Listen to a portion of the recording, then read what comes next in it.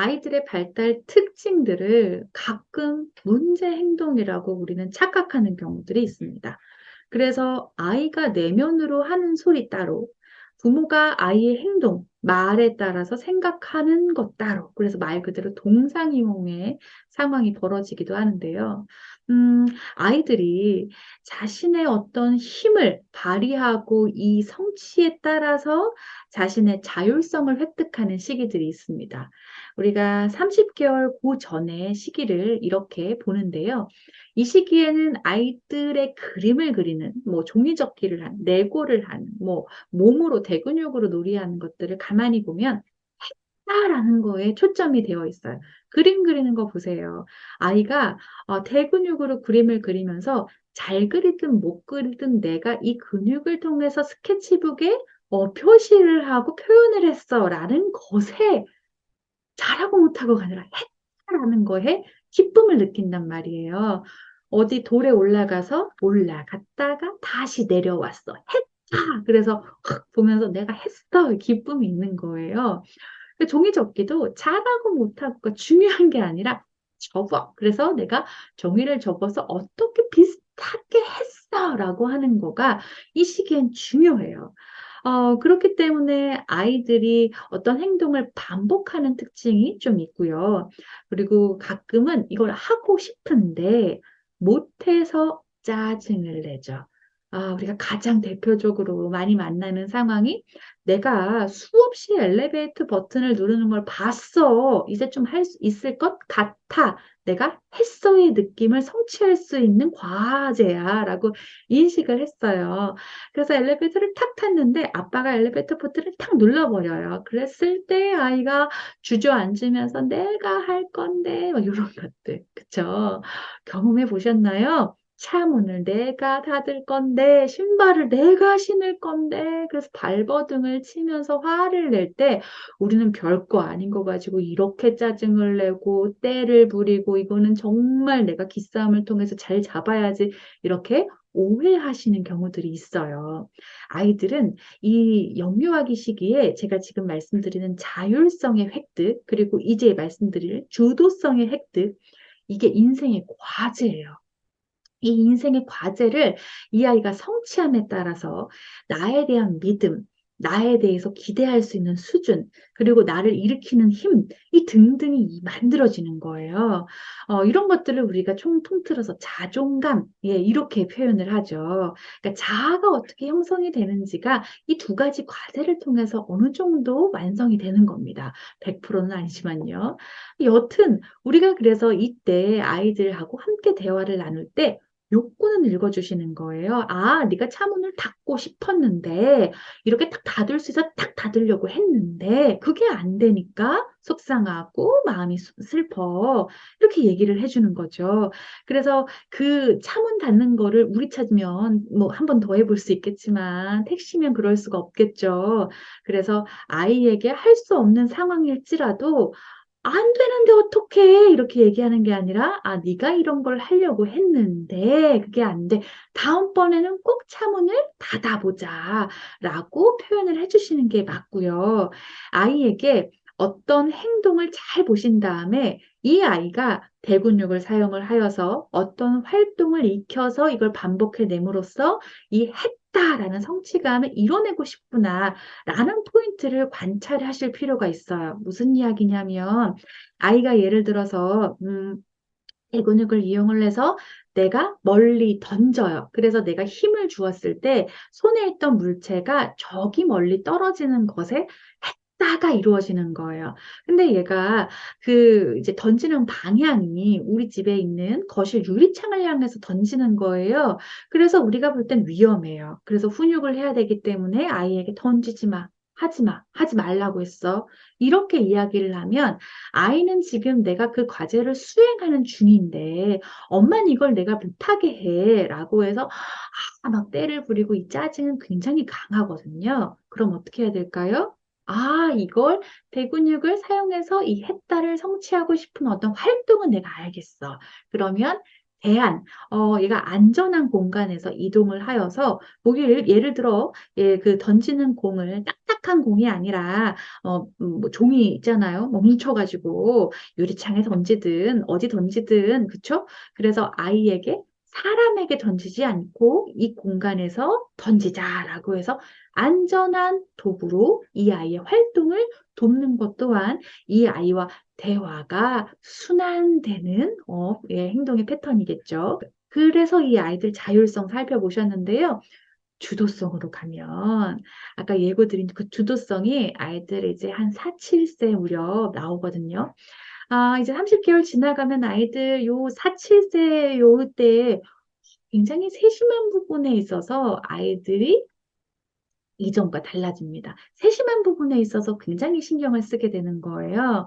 아까는 했다가 포인트인 거잖아요. 잘했고 못했고가 상관이 없어. 근데 이 주도성부터는 그게 굉장히 중요한 포인트예요. 그래서 아이가 내가 이걸 잘 해냈네. 혹은 잘 못했네. 잘 하고 싶었는데 이걸 못해서 속상한 거, 혹은 내가 계획한 대로 잘 해낸 거, 이거에 따라 성취감과 좌절감이 이루어집니다. 그래서 우리가 볼 때는 별거 아닌 것 같은데, 이게 뭐 그림을 그렸는데 이 사람의 눈이 마음에 들지 않는데요. 아니, 뭐, 눈 괜찮은데, 요 정도면 됐어. 이런 느낌인데, 아니야. 이 눈이 이게 아니야. 이렇게 아이들이 막 폭발한단 말이에요. 그러면 우리가, 이제 별거 아닌 거 가지고 짜증내지 마. 너 졸린 거야. 뭐 밥 먹을래? 막 이렇게 대화가 막 뒤틀리게 되는데, 여기서는, 얘가 계획한 대로 되지 않았을 때의 좌절감이 굉장히 크구나. 우리가 생각하는 것보다 커요. 그래서 똑같습니다. 아이가 기대하는 바, 욕구를 읽어주는 거죠. 자, 그러면 그림을 그렸는데 눈이 자기가 마음에 들지 않아요. 그럼 어떻게 할까요? 어떻게 할까요? 네, 그쵸. 이렇게 눈이 마음에 들지 않아. 이게 아니라 좀 더 어땠으면 좋겠어, 눈이. 그랬으면 좋겠는데 그게 잘 안 되는구나. 그러면 네가 기대한 바가 혹은 계획한 바가 아니라서 속상하지. 이렇게 얘기를 해주는 거예요. 그래서 그 다음이 어떻게 되는지 궁금하시죠? 그 다음은 아이에게 부모님들이 괜찮아. 이렇게 얘기하시거든요.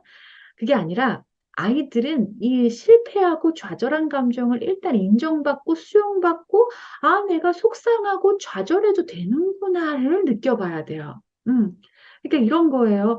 속상해하지 마. 별거 아닌 거 가지고 괜찮아, 괜찮아. 그래서 이때 부모님이 과제를 수행해 버린다던가, 아빠가 그려줄게. 눈, 뭐 어떻게, 이렇게 수행해 버린다던가. 이래 버리면 보세요. 아이는 목표한 지점이 있어요. 아이는 여기에 도달하기 위해서 수없이 막 노력을 했는데 안 돼서 짜증이 나는 거예요. 근데 이 목표한 지점을 어떤 양육자가 금세 쉽사리 수행해 버려요. 그럼 아이가 뭐야? 이렇게 느껴져요. 뭐야? 그러면서 내가 가진 힘에 대해서 믿게 될까요? 나는 못해가 되는 거예요. 그렇기 때문에 아이에게 좌절한 감정을, 맞아, 목표한 감정을 잘 이루지 못한다는 건 속상한 거야. 그럴 수 있어. 이 감정을 안정되게 만들어줘야 돼. 그럴 수 있어. 뭐 속상하고 그래. 이런 감정 갖지 마가 아니라, 그럴 수 있어. 이게 첫 번째고요. 그 다음에 아이에게 어떻게 하면 네가 원하는 할까 방법을 제시하는 거예요. 다시 한번 그려볼까? 혹은 좀 쉬었다가 할까? 예. 아니면 일단 다른 놀이 하다가 좀 이걸 이제 다시 시도해봐야 되겠다라고 할 때 좀 시작해볼까? 이런 식으로 다양하게 아이에게 제시를 하는 거예요. 그랬을 때 아이가 다시 그릴래 라고 할 수도 있고요. 뭐 조금 쉬었다가 해본다고 할 수도 있고요. 여러 가지 방법으로 하는 건데 아이에게 여기서 팁을 줄 때가 있어요. 뭐 그림은 조금 어렵지만 레고 같은 경우에는 뭐 엄지손가락에 좀 더 힘을 주어서 아니면 이 순서를 잘 한 번씩 확인을 체크를 해봐서 해 나가는 거야. 그 부분을 신경을 써서 해보자. 이렇게 팁을 줄 수가 있어요. 이게 뭐가 중요하냐면 아까 그 아이가 기대하고 목표한 목표치가 있죠. 못했어. 이 사이가 어떻게 채워나가야 될지를 알게 가르치는 거예요. 자, 그러면 부모님께서 이걸 뭐 잠깐 쉬었다가 해보자. 그래서 다음번에 해볼 때는 이 엄지손가락에 손이 이렇게 힘이 부족해서 그런 것 같거든. 근데 뭐 아이가 힘을 낼 수 있는 연령이면 조금 으차라고 해서 같이 힘을 내보자라고 해서 해보는 거고, 아직 연령이 힘이 약하다면 요거는 우리가 힘이 점점 세지거든. 근데 지금은 아빠랑 같이 힘을 다해서 한번 해보는 거야. 그래서 이럴 때는 아빠랑 힘을 같이 해서 해보자.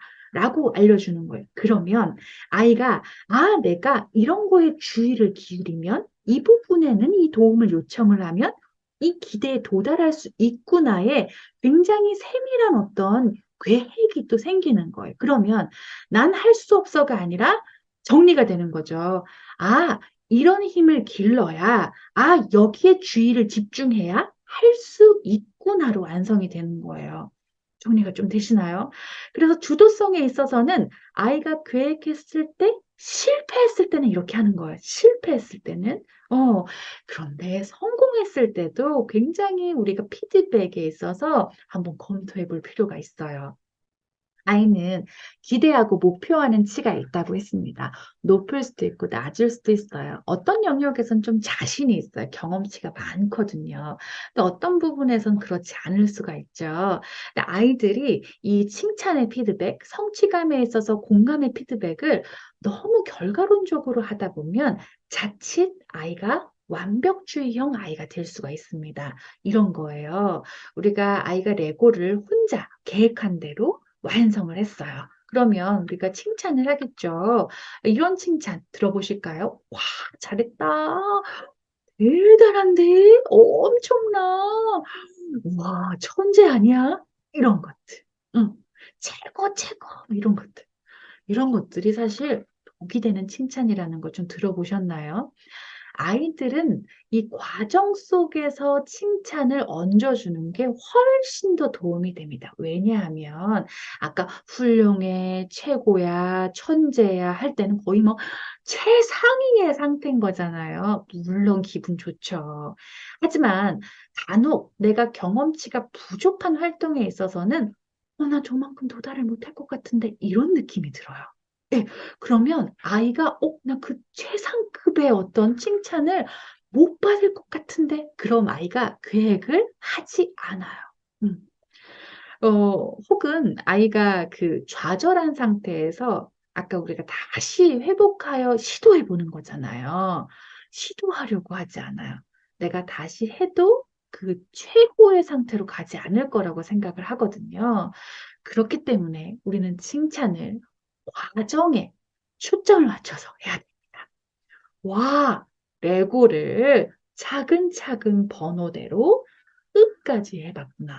뭐 헷갈릴 때도 있었을 텐데, 포기하고 싶을 때도 있었을 텐데, 그것들을 그럼에도 불구하고 얼추 끝까지 해봤네. 이게 과정이겠죠.